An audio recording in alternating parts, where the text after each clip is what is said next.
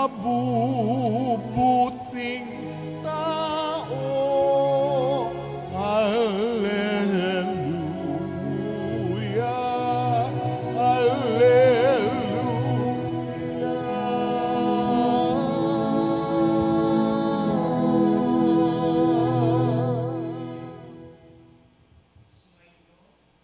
Sumainyo ang Panginoon. At sumaiyo rin. Ang mabuting balita ng Panginoon ayon kay San Lucas. Papuri sa iyo, Panginoon.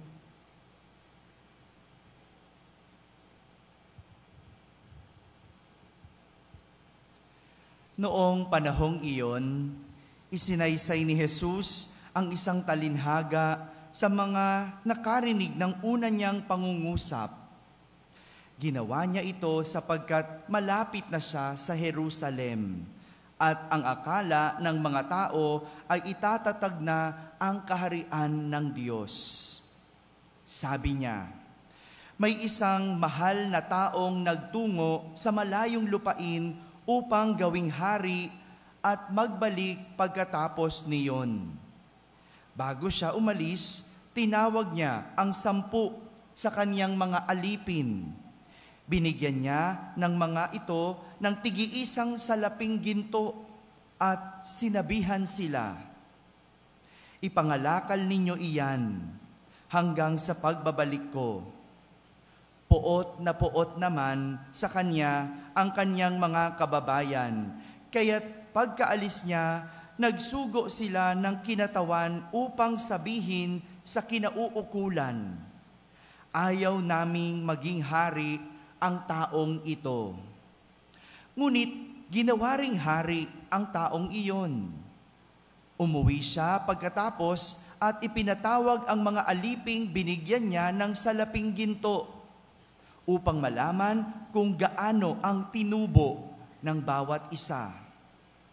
Lumapit sa kanya ang una at ang sabi, Panginoon, ang salapi ninyong ginto ay nagtubo ng 10.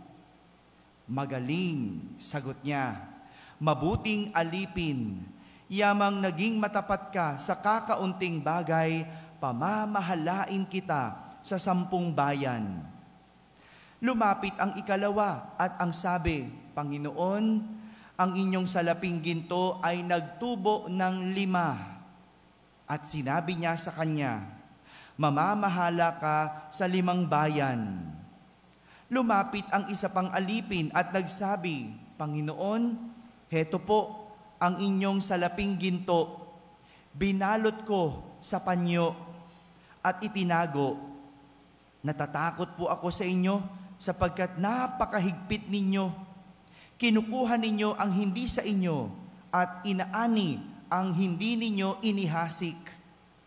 Sinagot siya ng kanyang Panginoon, masamang alipin, sa salita mong iyan kita hahatulan. Alam mo palang ako'y mahigpit. Sinabi mo na kinukuha ko ang hindi sa akin at inaani ko ang hindi ko inihasik. Bakit hindi mo inilagay sa bangko ang aking salapi? Pagbabalik ko sana'y may tinubo ang puhunang ito. At sinabi niya sa mga naroroon, kunin ninyo sa kanya ang salaping ginto at ibigay sa may 10. Panginoon, siya po'y mayroon ng 10 salaping ginto, wika nila. Sinasabi ko sa inyo, ang bawat mayroon ay bibigyan pa, ngunit ang wala, kahit ang kakaunting nasa kanya, ay kukunin pa. Tungkol naman sa mga kaaway kong ayaw na ako'y maghari sa kanila, dalhin ninyo dito at patayin sa harapan ko. Pagkasabi nito, nagpauna si Jesus patungong Jerusalem. Mga kapatid, ang mabuting balita ng Panginoon. Pinupuri ka namin, Panginoong Hesukristo. Isang magandang umaga po sa inyong lahat. Magandang umaga rin sa lahat ng mga nasa barangay na nakakarinig ng ating banal na misa Ganon din sa lahat ng mga nagsisimba sa kani-kanilang mga tahanan via online. Kasama po kayo sa aming pagdiriwang ng banal na misa dito sa ating parokya. Matapos ang kwento ng dalawang taong nagnanais makalapit at nakakuha mula kay Jesus. Mag-review po tayo. Balikan natin ang kwento noong Lunes. Isang bulag, ang ibig manumbalik ang kanyang paningin. Matapos makalapit kay Jesus, nakuha niya ang kanyang ibig. Ano ang kanyang ibig? Makakitang muli. Kahapon naman, Martes, isang tinuturing na makasalanan ng bayan na ang pangalan ay, Sakeo, na gustong makilala si Jesus. Dahil sa kagustuhang ito, nakuha niya ang kanyang gusto. Anong gusto niya? Anong gusto ni Sakeo? Gusto niya makalapit, gusto niya yung atensyon ni Jesus. Di ba? Kaya nga siya umakyat ng puno ng sikomoro. At doon, napansin siya ni Jesus. Kasi kung hindi siya umakyat, hindi siya mapapansin. Bakit? Siya'y pandak. Napakapandak. Kaya yung kagustuhang iyon, nakuha niya ang atensyon ni Jesus at sila'y nagpunta sa kanilang tahanan.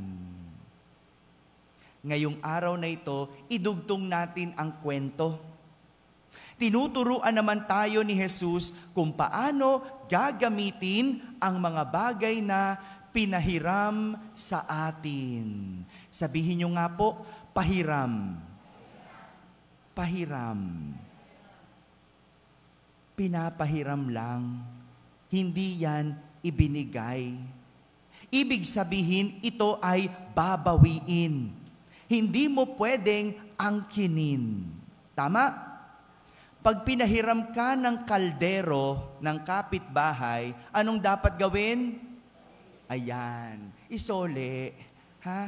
Isole. No? Kung pinahiram ka ng may laman, anong dapat mong gawin? The listing, ibalik mo ng malinis. Father, hindi ko nalilinisin para may laman ulit. Yan, ganyan tayo di ba? Isole mo. Pahiram lang yan. Huwag mong angkinin. Pag pinahiram ka ng pera, anong dapat mong gawin? Bayaran mo. Hiram lang yan. Hindi mo yan sa iyo. Kaya nga ginamit ni Jesus ang talinhaga kung saan ang 10 alipin ay pinahiram ng tig-iisang salaping ginto para ipangalakal. Take note, ipapangalakal. May gamit yon, hindi yan para ubusin. Ang sabi, ipangalakal. At nang magbalik at ipinatawag muli ang mga alipin, 2 sa alipin ang nagpalago o napalago ang kanilang salaping ginto. Kaya naman, pinagkatiwalaan sila ng Panginoon ng doble. Ang isa, napalago ng 10. Samantalang ang isa, napalago ang 5. At naging 5. Ngunit, ang isa sa alipin, sa halip na palaguin, itinago ang salaping ginto, kaya hindi ito lumago.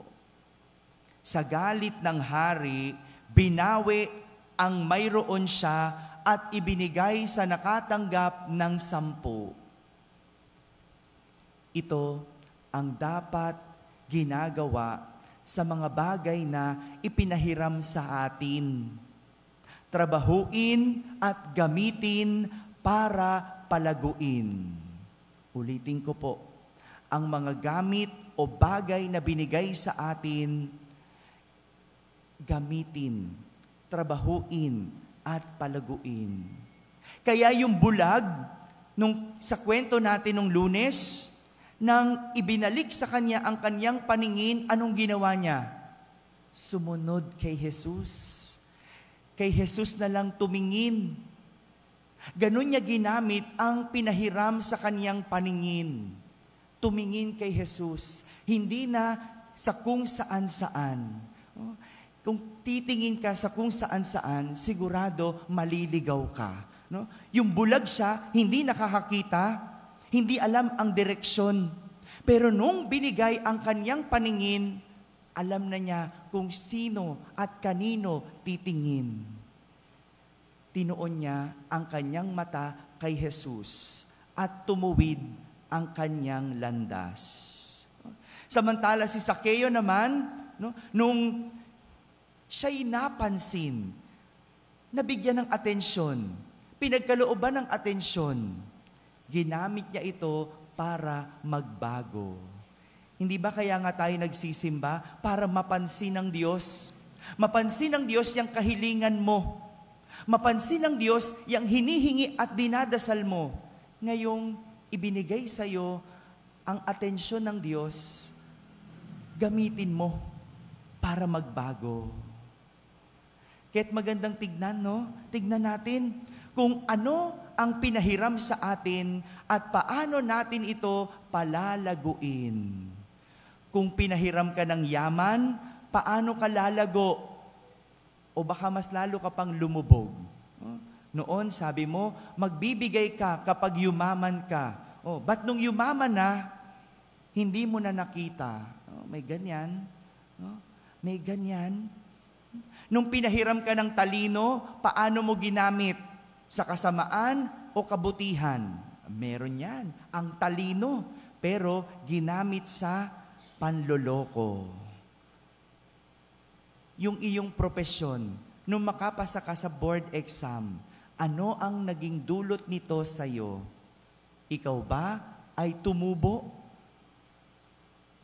Minsan yung mga pinahihiram sa atin, akala natin atin. Inaangkin kaya binabago. Pinahiram ka ng puting kutis, anong ginawa mo? Diba, nagpapaaraw, gusto magpatan. Yung maitim naman, anong gagawin? Papuputiin naman. No? Nung pinahiram ka ng ilong na medyo malapad, anong ginawa? Pinatangos. Yung matangos naman, gusto paliitin. No? Hindi mo alam talaga ang tao. No? Kaya maganda tignan, yung pinahiram sa'yo, paano mo gagamitin at palalaguin. Mga kapatid, ang mga bagay na nababawi, hindi dapat inaangkin. Isipin mo, ano yung mga bagay na pwedeng bawiin? Ibig sabihin, hindi yan sa'yo. Hindi mo dapat angkinin. Dahil ginagamit ito para lumago at hindi dapat itago. Dahil sa huli, ito ay kukunin sa atin kasama ang mga naging tubo. Amen.